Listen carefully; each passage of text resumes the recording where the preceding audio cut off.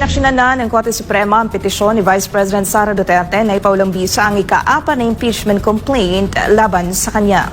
Sa inihayang petisyon for certiorari and reprohibition noong February 18, iginiit ni VP Sara na nilabag ng Kamara ang patakarang nagbabago ng impeachment proceedings laban sa isang opisyal ng higit sa isang beses sa loob ng isang taon.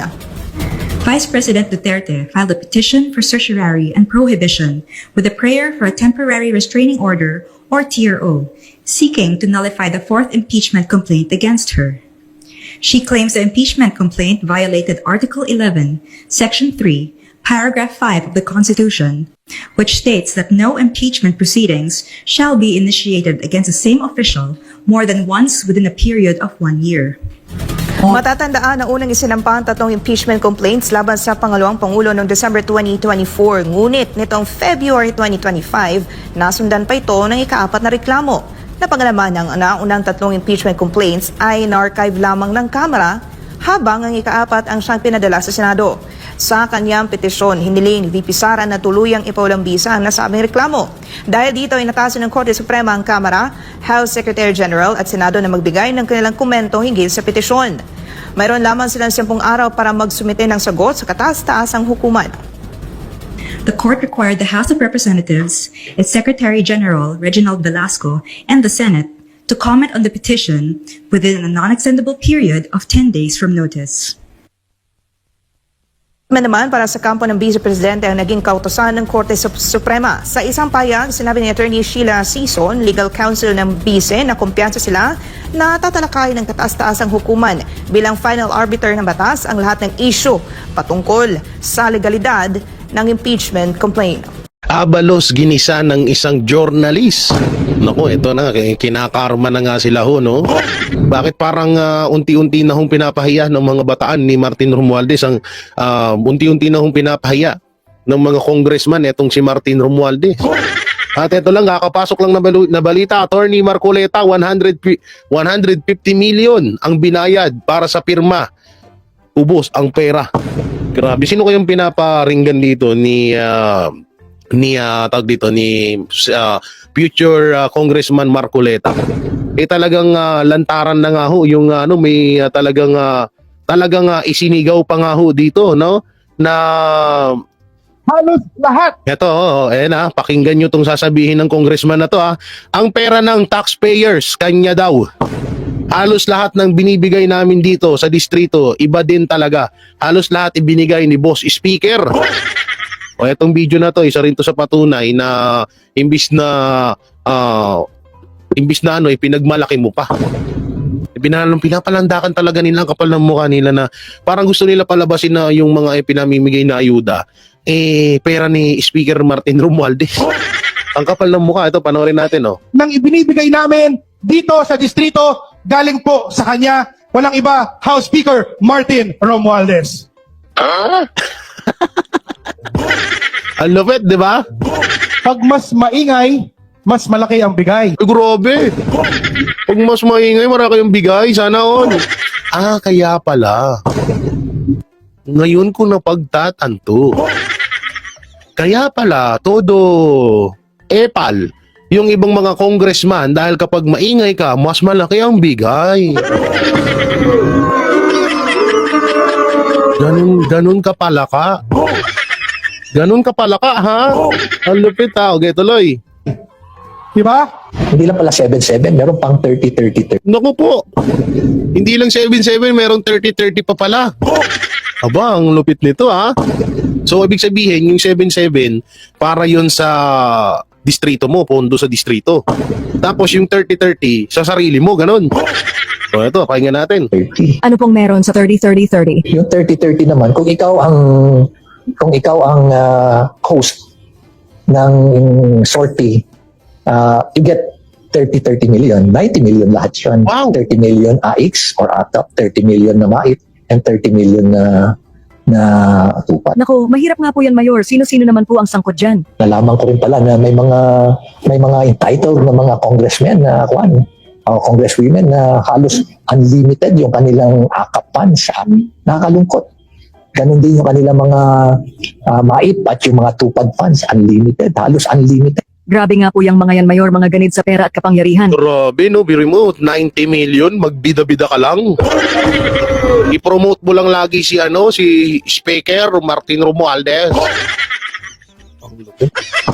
Kaya pala to. Okay, gets ko na ngayon. Kaya pala todo sigaw. Sila Luistro, sila sino pa ba? Sila Nograles kapag kasama nila si Speaker Martin Romualdez. Ganun pala ang grabe naman pala yan. Sana all, no? Ako di pa ako nakakita ng 1 million. Tapos sila 90 million. Sana all. Oo, papasok lang binuking ni Attorney Marcoleta ang 150 million kaya ang bayad sa pumirma, grabe ito. Panoorin natin. Pumirma silang lahat sa impeachment. Nakala ba ninyo ay walang premyo yun? Napakalaki ng premyo nun. Diba? Ang aasahan natin sa tuwing darating ang isang pagkakataon na nasa inyong kapangyarihan. Bakit hindi po ninyo gamitin ang kapangyarihan? Ipagpapalit niyo po ba sa 5,000 piso ang kinabukasan ng ating bansa? Ipagpapalit pa ninyo sa 5,000 piso ang dignidad na taglay-taglay ng bawat isang mamamayang Pilipino. Pero kunin ninyo. Kasi pera ninyo yun.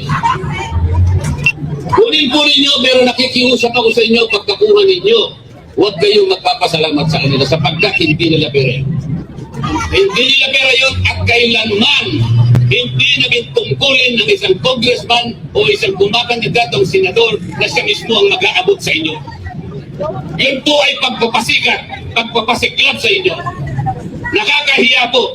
Kailangan malaman ninyo na kayo po'y iniinsulto nila kapag lumalapit sila sa inyo at ibinibigay yung halaga na kung tawagin ay akap. Iniinsulto po nila kayong lahat. Hindi po namin tungkulin yun. Kailangan malaman po ninyo. Hindi ganon ang tungkulin ng isang senador o isang congressman o congresswoman. Ang tungkulin po namin pare-pareho, kailangan buhayin natin, pasiglahin ang ekonomiya, ang kabuhayan ng ating bansa upang sa ganun magkaroon ng trabaho, dagdag na kita ang mamamayan. Alam niyo kung etong mga congressman, kung yung pera na hinahawakan nila, kung talagang kasi ang nangyayari, alam niyo kung bakit ayuda yung ipinamimigay ng mga congressman. Alam niyo ba kung bakit ganun? Kasi doon kasi magkano lang yung magagastos nila. Halimbawa, sa isang distrito, dito sa Tagaytay, isang barangay dito sa Tagaytay, So ngayon, ang gagastusin ditong bigas is magkakahalaga lamang ng 5 million. Ang pera nila 150 million.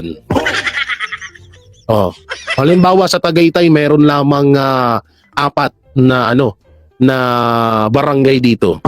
So kung gagastos ng tigpa 5 million, 5, 10, 15, 20 million lang ang magagastos. O sabihin na natin 50 million ang magagastos sa mga barangay kaysa mga paayuda project nila. Sa mga paayuda program ng mga congressman. Ibig sabihin may 100 million pa sila na maibubulsa nila para sa kanila. Kasi nga, alam nyo, ang ayuda ako, dati nga akong charity vlogger, no? Magkano lang naman ng 5 kilong bigas? Magkano lang naman ng tapos hindi pa mabibigyan yung hindi pa mabibigyan yung hindi naman mabibigyan lahat ng residente diyan sa isang barangay. May mga bali-balita nga na kapag hindi ka rehistrado, wala kang ayuda. Hindi pa pwede yung pumila ka, tapos bibigyan ka nila, hindi pwede, dapat nakarehistro ka. At dapat talagang makukumbinsi mo sila na ikaw ay lehitimong supporters ni Speaker. No, mahirap po yun. Kaya itong sinasabi ni Congressman or future Senator Marcoleta, ito po talaga ay katotohanan na dapat ay magsagawa ng mga Congress ay hindi nila trabaho na irekta ibigay sa inyo yung mga ayuda na yan. Nga lang sa totoo lang po, may naman talaga, may silbi ang ayuda, yung mga pabigas-bigas, kasi alam naman natin maraming hirap ng mga Pilipino, pero kung pagsamasamahin sana yung mga ayuda na yun at ibuo yun ng isang proyekto na makakatulong doon sa isang lugar na yun, di mas maganda. Matagal pa nilang mapapakinabangan yun. Dito kasi sa mga ayuda, bukod sa tinotolerate ho kayo ng mga congressman nyo at ibang mga politiko na maging tamad at umasa lang sa gobyerno, mahirap po yan. Mahirap po yung ganyang gawain. No, eto nga sa mga kampanya nga kahit din naman ako dito sa nung nalalaman nila na ako ay supporters ng PDP laban, may mga nagtatanong kung may paayuda ba daw. Alam niyo ang kasagutan lang natin diyan hindi ho tayo tutulad sa mga gawain ng ibang mga politiko na parang binibili yung tawag dito yung mga boto ng mga tao. Kasi kahit dilata, kahit bigas ang ibigay mo sa mga botante, vote buying pa rin na maituturing yan. Parang binibili ang boto mo dyan. No? At ito pa ang pinakamasama dito, baka pag dumating ang may matinding sakuna, wag naman sana dito sa Pilipinas, wala na tayong maipamigay na ayuda. Ayun yung pinakamasakit dyan. Oo. At ito sige, tuloy pa natin. Huwag kayong papayag. Huwag kayong papayag. Ang isang pamilyang Pilipino kahit mahirap, hindi niya gugustuhin na mananatili siyang mahirap. Ang isang Pilipino ay mayroong dignidad. Ayaw niya yung palagi na lang na binibigyan siya ng ayuda. Napipilitan lamang siyang kunin dahil sa pangangailangan. Sapagkat hindi ibinigay ang mga kondisyon para sa makapagtrabaho. Makahulang po siya sa gapos ng kahirapan. Hindi siya papayag na ipamana sa kanyang pamilya ang kahirapan na matagal niya lang tinatagal. Oo nga pala, may dugtong ko lang po pala dito. May mga bali-balita nga na may mga, hindi ko kasi na-prepare yung video May nangyayari ho ngayon sa mga pangangampanya ng mga kandidato, special doon sa Alcancia, Bagoong, Pilipinas. May sinend sa akin na video at may mga sinend sa akin na mga pictures na itong mga viewers, yung mga tao na nandoon sa mga tinatawag na rally, iisang tao lang pala. Parang dinadala ho doon. Halimbawa, yung nakita niyong tao na nandoon sa unang proclamation ng Alyansa Bagong Pilipinas, dinadala pa nila doon sa iba't ibang lugar kung saan sila magrarally para magmukhang marami. May video kasi sinend sa akin na hindi ko lang humahanap, no? Pero kapag kailangan na, ilalabas natin na meron silang mga bus, sandamakmak yung kanilang mga bus na nanggagaling ho doon sa parang sinusundo daw ng mga bus yung mga botante. Ngayon, magmumukha talagang marami yun. Halimbawa, dito sa Tagaytay nag-rally, nangampanya. Yung mga tiga Pasig, Taguig, Pateros, Makati, yung mga tiga Laguna, papasundo doon para magmukhang marami yung tao doon.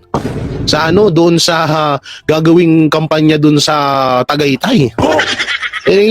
Yan daw ho yung mga nangyayari ngayon.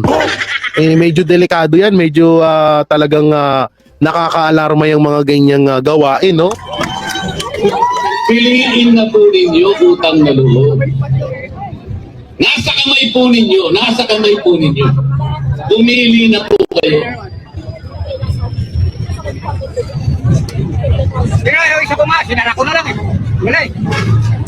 Kasi po pag hindi kayo pumili, wala po kayong karapatan na umasa na may pagbabagong mangyayari pa sa ating. Tulungan ninyo kung gumawa ng isang kasaysayan. Iguhit natin ang isang kasaysayan. Pangangako sa gabi nito, kung kinakailangan ay panumpain natin. Simula sa araw na ito, gumawa tayo ng magandang bagay hindi lang para sa sarili natin, kung hindi sa ating bansa, sa ating mga anak, at sa anak ng ating mga anak.